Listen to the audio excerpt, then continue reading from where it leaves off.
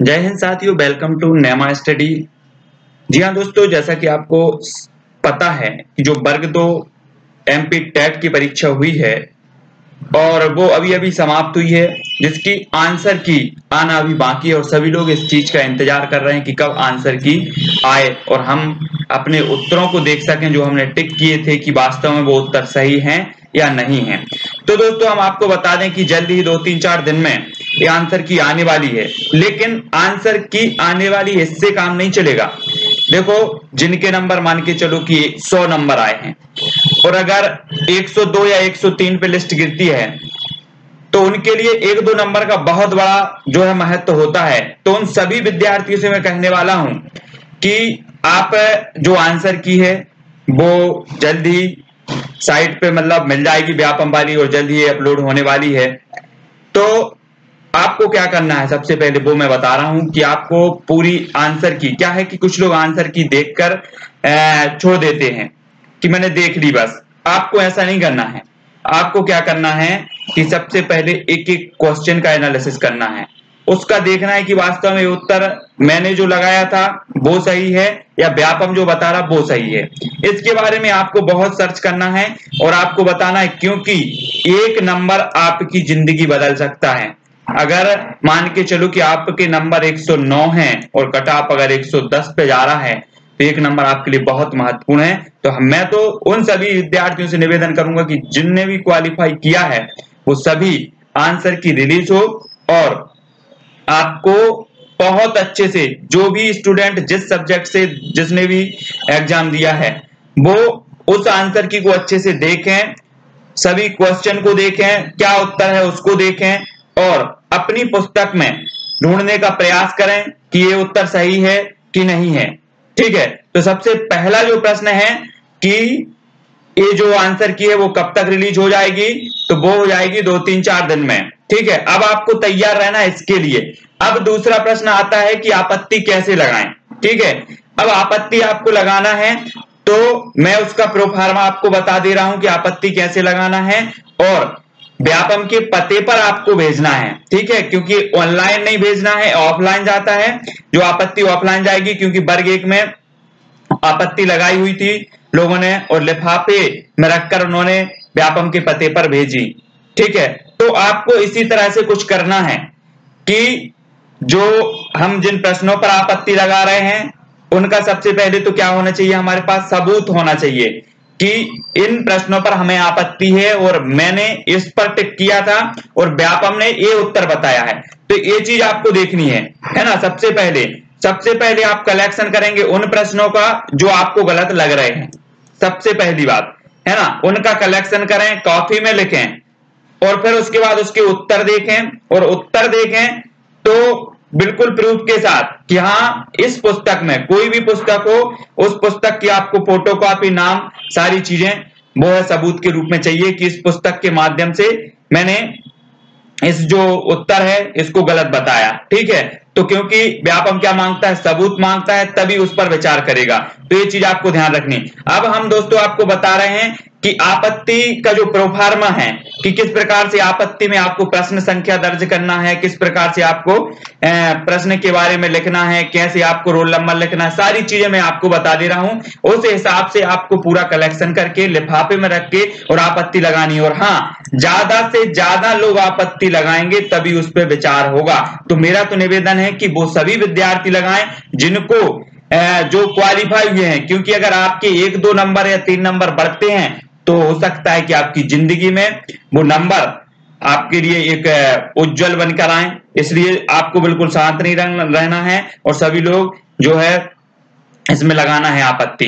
ठीक है, और अगर आपत्ति के संबंध में आपको कोई कठिन लग रहा है कि नहीं बन रहा है तो आप कमेंट के माध्यम से बताएं, मैं उत्तर बताने का या उसका जवाब देने का प्रयास करूंगा, क्योंकि आप सभी का भविष्य सुनिश्चित करेगा कि मतलब जितने भी YouTube चैनल वाले हैं उनने सभी लोगों ने पढ़ा है और आप सभी लोगों ने पढ़ा है और ये सब आखिरी पॉइंट है, आखिरी एक क्वेश्चन है मान के चलो कि इस परीक्षा का कि आपको यहाँ पर 1-2 नंबर बढ़कर मिले और आपका सिलेक्शन पक्का हो।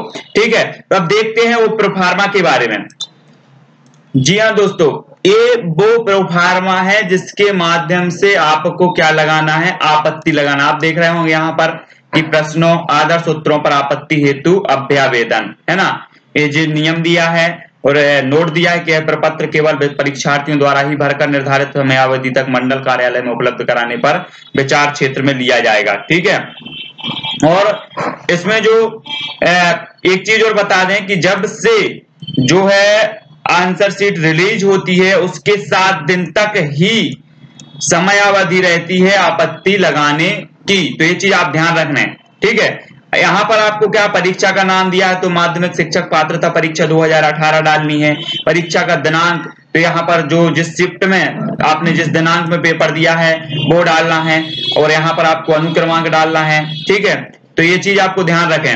और अभ्यर्थी का क्रमांक हो गया, अभ्यर्थी का यहाँ पर नाम डालना है आपको, और जो परीक्षा का अभ्यर्थी का नाम होगा, परीक्षा का समय और शिफ्ट, जैसे आपका सुबह से था, कौन सी शिफ्ट में था, ये भी आपको डालना है। ठीक है, ये चीज देखें। परीक्षा का शहर, आपका केंद्र कहाँ था, सेंटर कहाँ था, वो डालना है, और जो आपका परीक्षा केंद्र है उसका नाम डालना है यहाँ पर। ठीक है, तो ये चीज आपको डालनी है। इतनी चीज आपको भरनी है अपने बारे में। अब नेक्स्ट देखें कि किस प्रकार से हमें क्वेश्चन के बारे में विवरण देना है। सबसे पहले देखें कि यहाँ पर पीईबी की वेबसाइट पर प्रदर्शित उपरोक्त परीक्षा के प्रश्न पत्र में निम्न प्रश्न उत्तर निम्नलिखित कारणों से त्रुटि है। अब आपको कारण भी बताना है।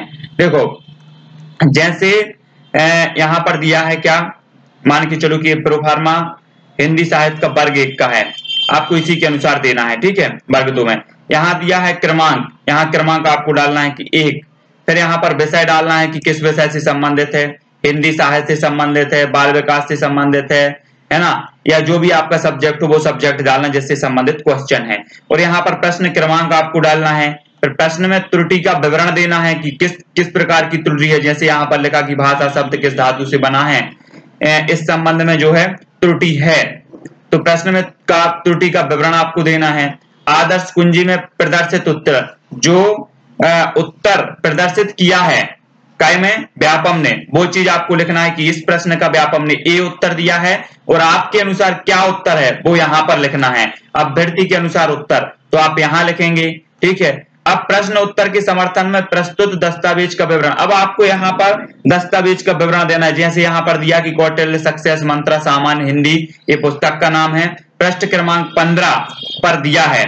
ठीक है, और यहाँ पर संलग्न क्रमांक डालना है, जैसे 1 2 एक संलग्न क्रमांक है, तो इस प्रकार से आपको डालना है और इस प्रकार से पूरा आपको बताना है कि मैंने यहां से देखा है, इस पुस्तक से देखा है, तो ये प्रोफार्मा हो जाएगा। उसी प्रकार से नीचे भी दिया है क्रमांक 2 में, ये 32 नंबर क्वेश्चन है और प्रश्न में इस प्रकार से त्रुटि है और आदर्श कुंजी में इतना है, और जी मतलब पूरा इसी प्रकार से है। ठीक है, अब हम नीचे देखें, यहाँ पर आपके जितने भी क्वेश्चन गलत लगते हैं आप क्रमांक से उसको डलवाएं और उसके प्रश्न क्रमांक और उसके त्रुटि के बारे में, है ना, ये सारी चीजें आपको उसमें संलग्न करनी है। यहाँ पर आपको लिखना है कि उक्त त्रुटियों संबंधित अभिलेख इस अभ्यादेश के लिए 7 संलग्न प्रेषित हैं, ये चीज भी आपको देंगे। अब आवेदक के यहाँ पर हस्ताक्षर आएंगे। ठीक है, अब आपको यहाँ पर हस्ताक्षर करना है, आवेदक का नाम एवं पता लिखना है पूरा, दूरभाष क्रमांक, आपका मोबाइल नंबर लिखना है और यहाँ पर दिनांक लिखना है जिस दिनांक में आप प्रेषित कर रहे हैं। ठीक है, तो ये चीज आपको ध्यान रखनी है।